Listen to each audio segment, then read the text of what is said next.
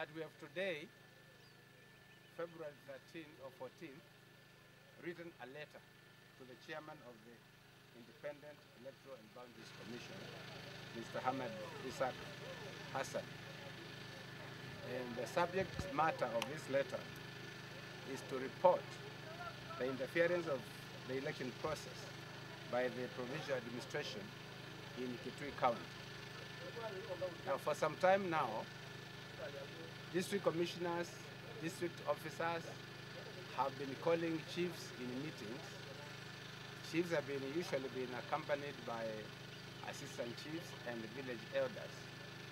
And they have told them that they have received information or instruction from the head of public service, Mr. Tememe, to the effect that they must campaign for Jubilee candidates.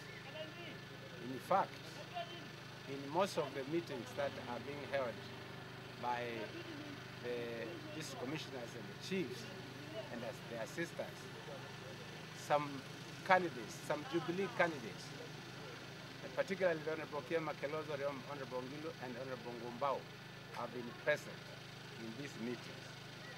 After every meeting, end of every meeting, the chiefs have been given money and asked to ensure that the people who are under their jurisdiction vote for Jubilee candidates.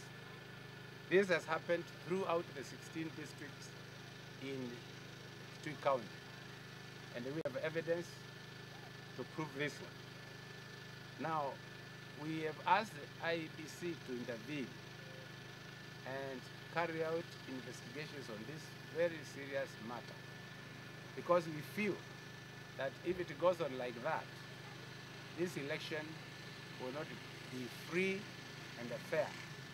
And as you are all aware, the IEBC is mandated to ensure that elections are free and fair.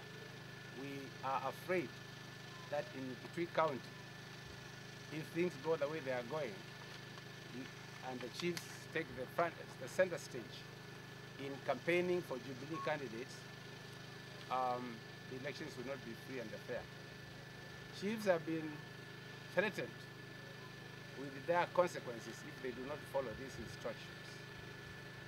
And the people have been intimidated, the voters have been intimidated, that if they don't vote for Jubilee candidates, they will not receive some services, including famine relief in some areas which are already famine stricken.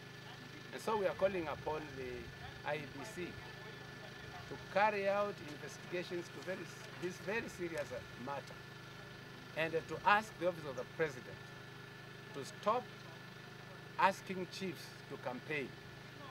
And I want to remind the Office of the President that is only the other day that they campaigned very vigorously in Parliament for Parliament to pass a bill that was going to allow the continuation of the service of the provincial administration. It's a shame that it's just about a month since we passed this bill, and the same chiefs who we saved in Parliament only the other day are now being used by Office of the President to intimidate chiefs, to harass voters, and so on.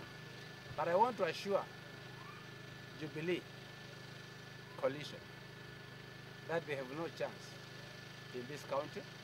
We'll trounce them, but all we are asking is the government to keep off this exercise so that it is free and fair. To underscore the fact that the provincial administration is still very influential with our people, because you know the village elders are in every village, and if they are told vote for these people because there is a directive from higher offices, people may start believing that kind of directive, and it will tilt the level playing ground in favor of the Jubilee candidates.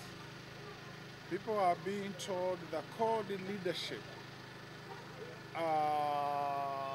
Honorable Raila and Honorable Kalonzo, if they are elected, they may reverse the gains which were achieved when the bill which secured the continuation of the provincial administration, particularly at the chiefs, sub-chiefs and other levels.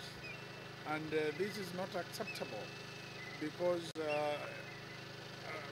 these elections should be about issues. It should not be about propaganda. Thank you. Well, he was busy doing other things, like in the message in America. Sort of funny, I've never had something like that. Ati tukataka kumuona tuwe na lawyer, sijui tuwe na affidavit. I don't know what, I've never had that story. I want him to come here and tell us, because that was a message. I want to hear him say so. Mumesikia hiyo we, public officer ukimpa barua ya complaint anasema uwe na affidavit. You cannot write a letter instead of affidavit.